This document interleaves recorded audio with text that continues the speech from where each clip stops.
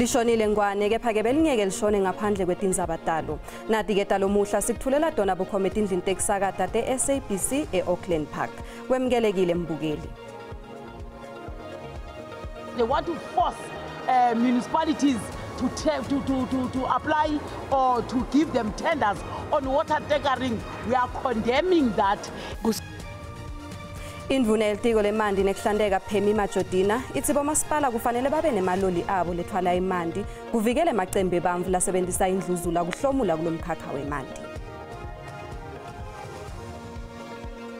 Takhamuti taseSoweto tithi atisakhona ukubeketela loludlame lolusemkhathini kwebashayeli bematekisi nebashayeli be-e-hailing.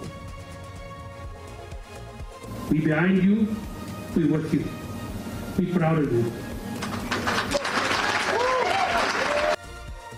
Licembu lakuleli labasikati le-rugby libhekise emabombe eNgilandi njengoba liyodlala imidlalo yendebe yemhlaba.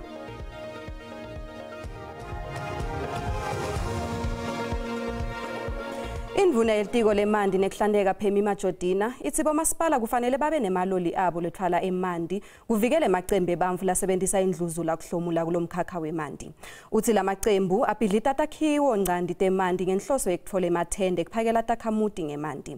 Majodina bekakhuluma engcungcutheleni emandi eKapa. Ilengcungcuthela yeksiselana timali emitlameni yemandi eAfrika. Basisi banengabungabu yeksisela ingabathi yeAfrika timali letitawuthuthukisa imitlamo yemandi. The summit has attracted close to 200 investors, about 194. They are here from all over the continent and from all over the world. And from what we're hearing from the countries, they're excited. Kuthiwa lelive lijale imali lesemkhathini kwa-2 kuya ku-3 trillion wemarandi emkhakheni wemandi. Leminye imitlamo lefuna ukuthi ifakelwe isandla kude kutshala kule mitamo yemandi ifake ekhathi waseGiyane eLimpopo. Fiscus is constrained currently. Government does not have money. Hence, we have got this summit where we need to attract investors. Kusenjalo inkinga yelicembu lebantfu labasebenzisa indluzula kuhlomula kulomkhakha wemandi ihamba embili. So whoever is doing criminal activities because they want to force municipalities to apply or to give them tenders on water tankering, we are condemning that. Kusombulula lenkinga indvuna ifuna bomasipala ukuthi babe nemathangi emandi kute uphakela abantu emimangweni. The water tankering must be insourced. That's what we have been saying to municipality, and those who are giving water through the water tankering, they must have licenses to distribute water. Lengcungcuthela yekutshala kutemandi eAfrika iphela ngolwesihlanu. Takhamuti taseSoweto tisathi atsakhona ukubeketela loludlame lolusemkhathini kwebashayeli bematekisi nebashayeli be-e-hailing. Lokhu kuta ngemva kwekuthi kubulawe umuntu munye kulimale lababili kulandzela kuhlaselwa njengoba kungenavani emkhathini kwalabashayeli eMabhonyamole. Basolwa ke basangakabanjwa. Lesehlakalo sishiye takhamuti taseSoweto tishacekile. People that have been bullying us for a very long time. Yes. The very same challenges that you are facing here, we are facing them at Bosman in Pretoria. So enough is enough. It ends today. We are going to stay here for as long as we want until we get a solution. We are saying the mall is not going to operate until the demands of the people they are being met. The Uber drivers, they are people, they are feeding families, and they've got the right to operate a business like South Africa. Litiko letekutfutsa eGauteng lithi lokuhlaselwa kungetulu kwekubanga abagibeli kuphela. In terms of the resolution, the MEC has come up with a mechanism. The crisis committee that meets the taxi industry as well as the e-hailing industry, frequently every fortnight, 6 o'clock on a Friday. And there has been, specific concession resolutions, conflict resolution mechanisms that are being agreed to. And the MEC was disheartened this morning when she was saying that I'm beginning to ask myself whether the negotiations are in good faith. Because what is happening around the boardroom is typically what is not happening on the ground. Emaphoyisa aqinisekise kwekuthi kushone umshayeli loyedwa we-e-hailing ngemva kwekuthi ahlaselwe ngemadvodza lamane lafike amdubula ngaphambi kwekuthi bamshisele nemoto yakhe baphindze bashisa nalenye imoto. Unfortunately, it was later discovered that that same driver had sustained a gunshot injury, and another passerby also sustained a gunshot injury, and they were both taken to hospital. Emaphoyisa athi avule icala lekushisa kanye nekubulala. Amaphoyisa leSwatini abambisene newakuleli adubule abulala abasolwa lababili labasolwa ecaleni lekubulala Saitsheni Lawrence Mthweni. Labasolwa ababalekela bayobhaca kuleSwatini. Mthweni udutshulwe washona esikumane eMpumalanga ngemva kwekutama kuvimba kugcekezwa kwesitolo othide kulendzawo. Mvuselelo Libisi usihlanganisele lo mbiko. Komishana amaphoyisa kuleli Jenene Fane Masemola ubonga umsebenzi lowendeke amaphoyisa kuleli abambisene nakuleSwatini. Ngemva kwekudubula abulale basolwa lababili lababandzakanyeke ecaleni lekubulala Saitsheni Lawrence Mthweni. Mthweni udutshulwe wabulawa abasolwa labangedulu kwesikhombisa lebebahlome kakhulu ngalesihlanu lwengcile. General Fane Masemola has really thanked the Commissioner of the Royal Eswatini Police, but also praised the cross-border operation, the collaboration, and he hopes that the two police services, SAPS as well as the Royal Eswatini Police, will continue to work together. Umsolwa wecala uboshekulele ngemgcibelo ngemva kwemahora lambala kwendeke lesigameko. Luphenyo lwamaphoyisa liholele kuleSwatini. Ngekusho kwempiko emaphoyisa leSwatini labasolwa lababili bavulele ngenhlava emaphoyiseni ngesikhathi adama kubabopha kanzi emaphoyisa bese abadubula ababulala labasolwa. Enyakatho ke siyathi ukuthi madutane kunabomnakethu lapha emasotsha. Sacela ukuthi ngoba bekuyi operation lesiyende ebusuku asambe siyosebenza sije lelikhaya lelikhaya sakhona ukuthi sinase silikagile. Baphuma laba bekunene babaleka nababaleka badubula baphendla indlela yabo ngenhlavu bebaphetheke ipistol. Ngilapho ke lapho kube sekuba khona ukuthi siengage sonke siyimbutho lembili lokho sekwendeka nathi babe sebayasilimalela basala khona enkundleni. Luphenyo lwesibili luholele kumsolwa wesithathu eMantambe eshisoleni. Lo msolwa ubese uyadidubula ngaphambi kwekuthi aboshwe. eMantambe emaphoyisa bekakhona nakafika kulelo khaya athi ayangena waphuma lo ekunene naseva ukuthi kunemaphoyisa wasuyadidubula. Kusenjalo kushona liphoyisa netiboshwa letisihlanu eLimpopo ngemva kwekuthi imoto bebahamba ngayigicike ngaphandle kwaseMogopongo. Leliphoyisa netiboshwa bebaye enkantolo. Kodwa ubeke amaphoyisa lamathathu kuleli viki lashona etehlakalweni letehlukene tokudutshulwa. Takhamuti tase-Wessington eMelo eMpumalanga tikhala ngekugcwala kwelihholo lilisebenzisa njengemtholampilo. Kulandzela kusha kwalo wodwa lobo semthonjeni losolo nanyalo sengakavusetelwa. Le takhamuti tithi ngalesinye isikhathi tibuyele emakhaya tingakalitholi lusito njengoba emalayini asuka amatse. Tende lubito ke ukuthi uhulumende wesifundza nonophise kwakhiwa kwemtholampilo leyibili leseyivele iselihlelweni. Selileko Mkhwanazi naSipho Mnguni basihlanganisele nangumbiko. Umtholampilo yinzawo yakuthola lusito letempilo njengekusho kwelubito lawo. Ngephe eMelo takhamuti tikhala ngekunganakwa. Kusebena lodwa vo umtholampilo elokishini laseWessington. Kungumanje belashelwa eholeni lemphakathi. Lesimo sabangakusha kwemtholampilo lobitwa ngemthonjeni. Takhamuti tikhala ngekubabete kwemfihlo nelibanga letilihamba ukuyawuthola lusito lwetempilo. Tithi nawo uhlale ugcwele. Umphakathi wala elokishini eWessington mnengi kakhulu ukuthi singaminyana lapha kule ndawo eyodwa. Inkinga yalomtholampilo la seside kakhulu isikhathi ulokuhlelo ungasebenzi asikho mnandi singumphakathi. Engiva inhliziyo yami ibhlungu kabi ngale clinic ngoba isiphatha kahle siseduzane futhi esikhathini esiningi. Delisile Khumalo leminyaka lengama-50 nemfica longakadzalula ligula kwakhe uthi umtholampilo wasemthonjeni bewulusito kakhulu kuye njengoba ududane naye. Uthi beseke neminyaka alanza imithi yakhe khona kepha kusha kwalomtholampilo kumnikete bulukhulu ngoba sekumele awulanze edolobheni. Akasebenzi kanzi kudzingeka imali yekugibela nebugebengu obudlangile. Sicelo sakhe sinye. Mina ngobona kwami bengicela ukuthi clinic le ela extension emthonjeni ngicela ukuthi imali ilungiseke. Ngoba cha besisizakala kakhulu kabi. Sibanengi singumphakathi nje asikhonje ukuthi singasebenzisi clinic eyodwa. Kanzi akukhali takhamuti dodwa bacukuteli labasebenza kulomtholampilo osebenza komanje bathi basebenza phase simo lesimatima. Abanye abantu sebayalova bangeze clinic ngenxa yokuthi iclinic i1 futhi isekudeni abasakhona ukuthi bese sekudingeka ukuthi manje thina bese sesiyaphuma siyobaqinga la thuthukane la sisebenzela khona kuyanuka and nama patient emangaphandle kuyabanda makunizulu nawo abangaphandle kuyabanda kwalaphakathi nje kuyanethela nathi thina ama CHW asinandawo yokuhlala. Inhlangano treatment action campaign ithi lokucinzetela kakhulu isebene njengoba igcine sethi isebena ngalokwecile ngenxa yelinani lebantu labafika kom. Le nhlangano ikhale kakhulu ngesikhathi lesithathwa abantu uma kumele belashwe. Ngenxa ye-overcrowding ke ngoba phela ama-consultation rooms noma ama-consulting rooms awengezwanga lapha eMelo Town. Uthola ukuthi istaff siyakhathala naso.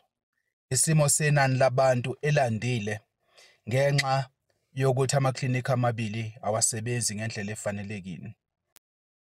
Unye umbuto lomkhulu omile ukuthi kwendekani kulomtholampilo waseMthonjeni.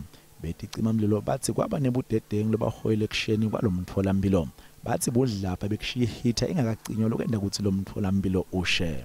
We found that in the clinic itself a heater was left on during the day when the clinic opened.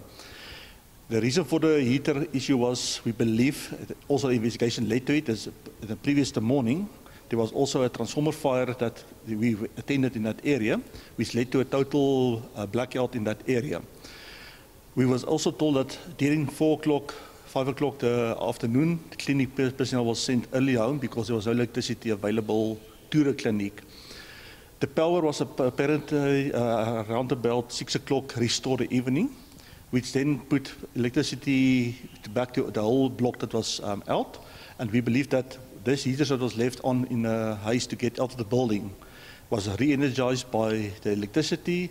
And in this one office, unfortunately, the one heater was left close to flammable combustible material, which actually was set alight by the heater.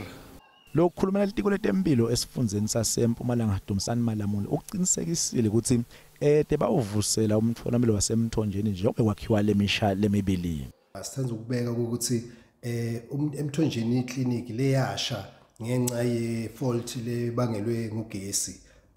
Angeke sisayakha le clinic ngoba sesakha iclinic lensha lesibitha ngokuthi icindi clinic leto sebenza ema-hour 8 kanzi futhi within 3 kilometers kulomphakathi waseMthonjeni lokusho ukuthi bayatawu khona ukuthi bayisebenzise le clinic kanzi futhi sakha lenye iclinic leto operator 24 hours lekuthiwa ngumsika ligwa clinic le 5 kilometers away leto operator 24 hours.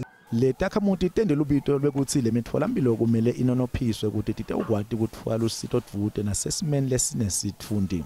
Ingiselo kumkhwanzi wendzaba SABC eMelo eMpumalanga. Kutithemba noma kwenyusa lithemba ngelide. Lona ke ngumbuto lovelako njengoba kuthi umhlangano welive kulemphela sonto lotawuthatha emalanga lamabili. Nanobe likomiti lelihlela lomhlangano lithi konke kume ngemumo kepha kunalabo labalahle lithemba lokuthi lo hlelo lutawuletha kushintsho kuleli. Iyachubeka inkulumo mphendulana kwaKhalife. Kusasa kutawucala umhlangano lohloseke kuchamuka nemasu netindlela tekuchuba ngendlela lefanele lenkulumo kwaKhalife. Lo mhlangano uhloseke kuchamuka nemhlahlandlela letindlela letingakahambi kahle kuleli kusukela lacala kuba ngaphansi kwahulumende wentsandvo elinyenti. Mengameli kuleli Cyril Ramaphosa wakuvumela kubanjwa kwalonkulumo mphendulana kwaKhalife letawubanjwa ngaphansi kwahulumende wekubusa ngelibumbano lowasungulwa ngengcinga 2024. Anyways, having dialogues is part of our DNA as a nation. Kube nemibonelo yahlukene lesukele kule mali lebadalwa ku 700 million rand letawusebenta kulo mhlangano. Evini lengcile ngalwesihlanu tinhlanu telundu letfaka ikhansi leyo lengaphansi kwemengameli Thabo Mbeki naletinye tivakaliseke ukuthi etetaba yingcenye yalombuthano. Kepha mengameli wakuleli uthi nanobe letinhlanu tiphumule kepha lo mhlangano utawuchubeka. Withdrawal of the foundations is not a train smash. The dialogue is going to go ahead. Kulandzela kuphuma kwaletinhlanu telundu iDA nayo seyihoxile kulo mbuthano. And while this country is bleeding and while our people are suffering, the government wants to now spend hundreds of millions of rands on a national dialogue. Kusesenjalo umhlati wezepolitiki iSandile Swana uvakalise umbono wakhe ngalomhlangano. The ruling elites are going to produce a document that they claim we produced that document as South Africans. They know exactly where they want to take this process. The ordinary South Africans are going to gain zero. Bengameli Cyril Ramaphosa utawuvula lo mhlangano lothatha amalanga amabili lekulindeleke ukuthi uphele ngemgcibelo. Qala yona lenkulumo mphendulwano yavelonke yekwakhalelive. Sikubutile ke ukuthi ingabe yini lofisa ukuthi kukhulunywe ngayo. Umbono wakho uyalandzela. Ndingathanda nje nokubana bathethe ngabantu abatsha base South Africa nabangasebenziyo. Phofu ke babe benazo zonke into zifuneka. Abantwana bethu bafundile bane-degree abaphangeli.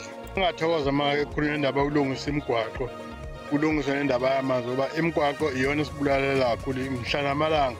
Uthola imoto opakile emgaqweni sekuqhuma amathayi. Nendaba yamanzi nendaba yokuphuza amanzi angahloliwe ayilunganga ngempela.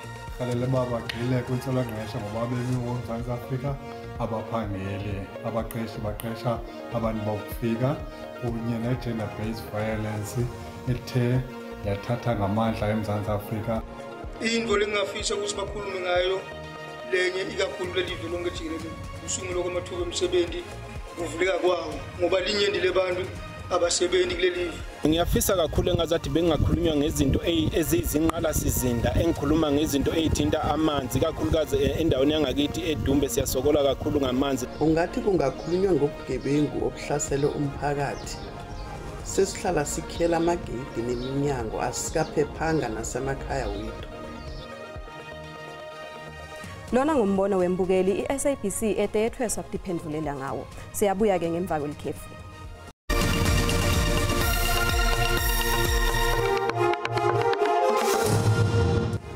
Kwemgelekile mbukele esigabeni sesibili setindzaba uma ucetha kungena ukhethe kahle disekhona hlala nathi. Inkantolo yamanje kaBhokweni seyiphindze yahlehlisa licala lekubulala lamluleki inkosi. Inkosi usolwa ngekubulala thathe wabo Sibongile inkosi loneminyaka lenge-47. Kuthiwa nguye lo wakhomba umgodi lapho tinsalela takhe tatholakala khona.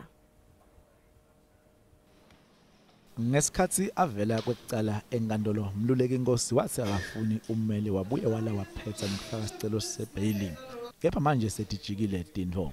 Ngosi sewufuna ummeli kanzi manje ubese uyalihlehlisa lelicala.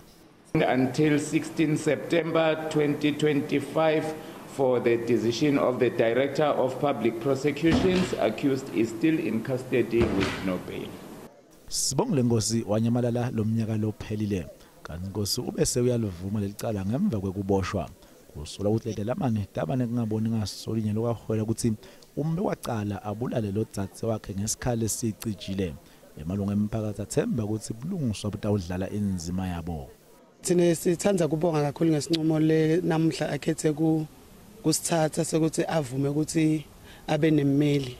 Sesiyabona ukuthi kukhona mhlambe la siyakhona ngoba le ukuthi uToti khulumela nathi beyingasihlali kahle ngoba bekungeke kuze kuhambe kahle njengoba bekumuntu lebe yasathukile kulesehlo lasendile. Sibahlali silimele kakhulu njengoba ubabona abahlali bagcwele la bato supporta ijustice for Sisibongile. Ngifuna ukusho ke ukuthi emoyeni vele sisolo sikabanga kahle.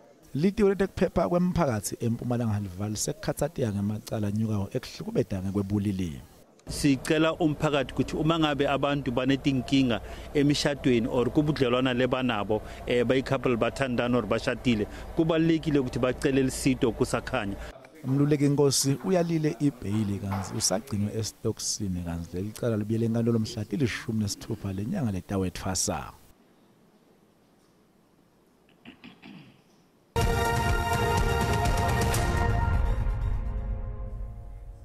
Nasivakashele etimakethe tetimali sithola ukuthi lirandi lehlile nalicathaniswa netimali takulamanye emave.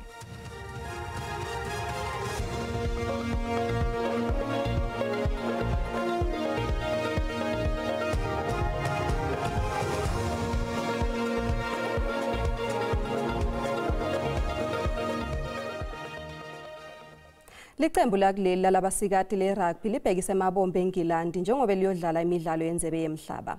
Leli qembu lesive lendelwe umcimbi yokuvalelisa ngalesithathu ebusuku eSandton. Ulivalise ngemavi laletha lithemba mengameli South African Rugby Mark Alexander iqembu lakuleli. As you depart, know this. South Africa is mobilized. We behind you, we with you. Awusimuhle umlando waleli qembu emqhudelwaneni wendebe yemhlaba njengoba liphumelele imidlalo emithathu emqhudelwaneni lemine. Just winning any pool game would be, breaking some type of record because we've only won 3 out of 18 in all of the World Cups that we've actually participated in. So I think that will be really, really great. And then taking it game for game, but the bigger goal is probably getting into that quarterfinals. Lakuleli livaleliswe nangemculo lomnanzi.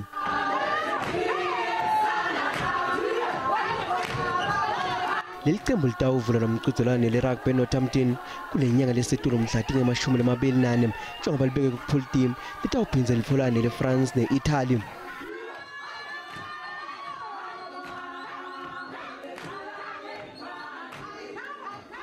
Tingako-ke lesikuphathele tona kanti nakusasa siyabuya. Letelama leti tingensimbi yesikhombisa kanti telulwimi lwesiXhosa. Ungaphuthela simo selitulu ngemva kwetitolo nanto zakhe emathebula. Usuku lobuhle ngwane.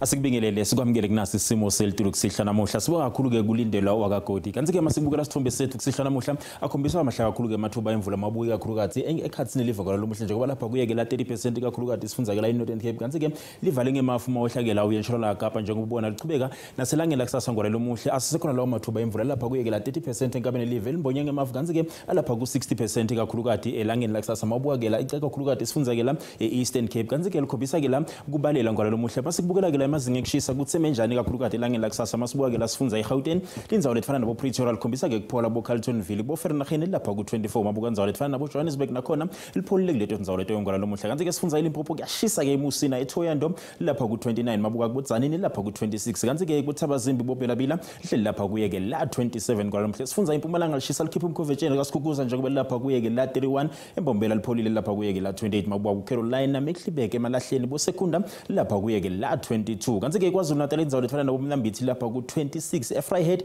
uLundi likhombisa ke kufuthumala nga 29 mabuka ku Durban lapha kuye ke la 24 ngora lomuhle 23 mabuka ke la ku Port Shepstone kanti ke sifunza Eastern Cape indzawo lefana nabo Ncuba lapha ku 23 kuBokomani lipholile nangale kuBomalitswayi njengoba lapha kuye la 19 kuBoqonqe kuBoEastlandani lapha ku 23 mabuka eGqeberha hleli lapha kuye ke la 21 ikakhulu kade nasemakhanda kanti ke sifunza iWestern Cape uBofred Ndalo ngora lomuhle lapha kuye ke la 18 likhombisa ke kuphola nakuBoGlen Williams ngayike la 17 mabuka kuBeefort West lapha kuye ke la 18 mabuka indzawo lefana nabo George lihleli ku 17 likhombisa ke kuphola kuleto ndzawo leto kwenkola lomuhle kanti ke iNorthern Cape indzawo lefana nabo Sutherland kuyabanza njengoba lithi -1 kuleto ndzawo leto kepheke la liphola ke ngesikhathi Ntsambama kanti kubo Uppington lihleli lapha ku 20 lipholile kubo Springbok ngayeke la 15 mabuka ndzawo lefana nabo Kuruman lapha ku 24 kubo Kimberley nakhona likhombisa ke la kuphola ngora lomuhle kanti ke Free State indzawo lefana nabo Bothaville lapha ku 25 sikhombisa kuba nemvula ke nasi sifunza ngora lomuhle kepha ke ku Sasolburg lapha kuye ke la 22 mabubo Frankfurt 21 eBethlehem uhlelo ku 20 kanti ke mawahlela ngale ku Freesmith lapha kuye ke la 21 lokusho ukuthi lipholile kuleto ndzawo leto ngora lomuhle mabubo bo Welcome lapha kuye ke la 24 kanti ke la sifunza iNorthwest ngora lomuhle ikakhulu kade mabuka ndzawo lefana ke la nabo Blue Move lapha kuye ke la 12 kuyabe kubanzeka kakhulu kade ekseni kanti ke mabuka ndzawo lefana nabo Tawong nakhona lapha kuye ke la 26 lokusho ukuthi kuyabanza kuleto ndzawo leto kubo Vryburg lapha kuye ke la 26 nakhona likhombisa ke ukuthi liyobe lipholileke la ngesikhathi Ntsambama ngora lomuhle kubo Tosca lapha ku 27 mabuka ndzawo lefana ke la nabo Mahikeng lapha kuye ke la 20 likhombisa ke kuphola kuleto ndzawo leto ngora lomuhle kanti ke mabuka ndzawo lefana nabo Rustenburg wehlele bo Potchefstroom lapha kuye ke la 24 njengoba ekseni kuyobe kubanza kuleto ndzawo leto ngora lomuhle kungako bengikuphathele kona busuku abube ngilobuhle